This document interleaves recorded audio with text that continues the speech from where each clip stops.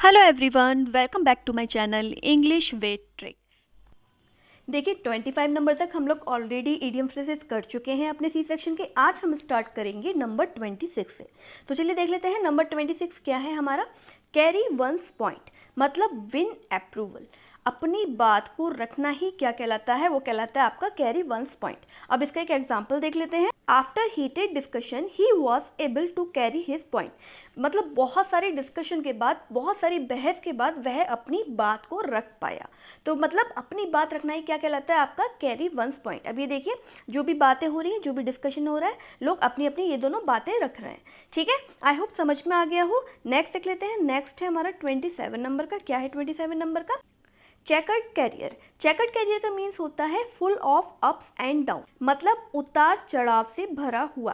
क्या उतार चढ़ाव से भरा हुआ? मतलब देखिए, जो हमारा जीवन है हमेशा क्या होता है, अप्स एंड डाउन उसमें लगे रहते हैं। तो वही क्या हो गया, मतलब जो जीवन है वो हमारा उतार चढ़ाव से जो भरा हुआ होता है उसे क्या कहते हैं, चेकर्ड कैरियर। अब ये देखिए यहाँ पे लिखा भी हुआ है, क्या लिखा हुआ है, life full of ups and down. कभी आपकी लाइफ में अप्स आता है, कभी आपकी लाइफ में क्या होता है, डाउन आता है, और फिर से अप्स आता है, फिर से डाउन आता है। यही क्या है, जिंदगी है। अब इसका एक एग्जाम्पल देख लेते हैं। देखिए, politician have a generally chequered career all along. यानी राजनेताओं का जो करियर होता है आमतौर पर उतार चढ़ाव से भरा हुआ होता है। और ये तो सभी को पता है भाई, कभी किसी की सत्ता आती है, कभी किसी की सत्ता आती है, कभी किसी की सरकार आती है। तो मतलब उतार चढ़ाव लगे ही रहते हैं। आई होप समझ में आ गया हो। नेक्स्ट देख लेते हैं। नेक्स्ट है हमारा 28 नंबर का। क्या है 28 नंबर का? कट बोथ एंड्स मतलब argue in favour of both side. आप किसी की फेवर में बोल रहे हैं, ठीक है, लेकिन आप किसी एक की फेवर में नहीं बोल रहे। मानिए दो लोगों के बीच कोई तीखी बहस हो रही है, कोई भी बात हो रही है, आप पहले वाले का भी साइड ले रहे हैं, आप दूसरे वाले का भी साइड ले रहे हैं। यानी दोनों पक्षों के पक्ष में बोलना ही क्या कहलाता है, कट बोथ एंड। अब ये पिक्चर देखिए, ये एक ही आदमी है, ठीक है। अब ये इधर वाले से भी क्या कह रहा है, यस यू आर राइट, और इधर वाले से भी क्या कह रहा है, यस यू आर राइट, तुम भी सही हो भाई, तुम भी सही हो। तो गलत कौन है? यानी दोनों के पक्ष में ही वो बोल रहा है। ठीक है, आई होप समझ में आ गया हो। अब इसका एक एग्जाम्पल देख लेते हैं। देखिए, he is ambiguous because he always cuts both ends.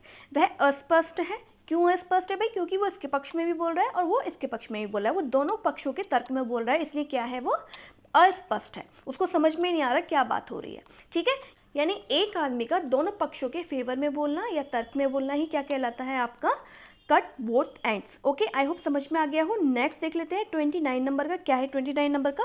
Kock sure. Cocksure का मीन्स होता है 100% श्योर। किसी भी चीज़ के लिए आप 100% अगर श्योर हैं तो वही क्या हो गया आपका, कॉक श्योर। देखिए, वेरी श्योर एंड सर्टेन को ही क्या कहते हैं, कॉक श्योर। यानी बहुत निश्चित या सुनिश्चित, पहले से जो आपको कुछ पता हो कि हाँ ये तो होना ही होना है।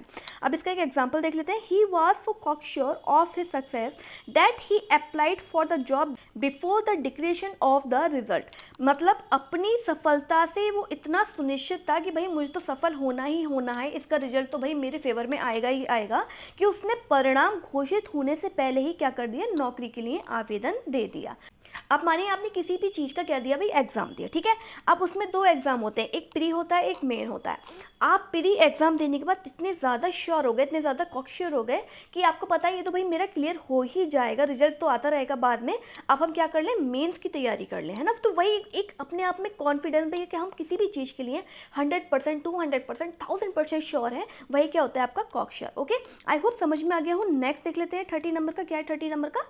कॉक अ स्नूक। कॉक अ स्नूक का मीन्स होता है चिढ़ाना। देखिए ये जो हरकत हो रही है ना, ये वाली, ये अक्सर हम लोग करते भी हैं, है ना।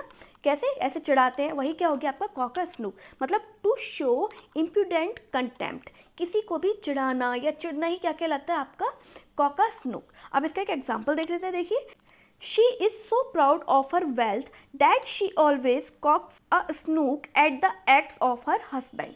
मतलब उससे अपने धन पर इतना ज़्यादा गर्व या घमंड था कि वह हमेशा अपने पति के जो कार्य होते हैं उनके प्रति मतलब तिरस्कार दिखाती रहती थी, उनको चिढ़ाती रहती थी। अपने आप पे उसे इतना घमंड था, अपने पैसे पे इतना घमंड था।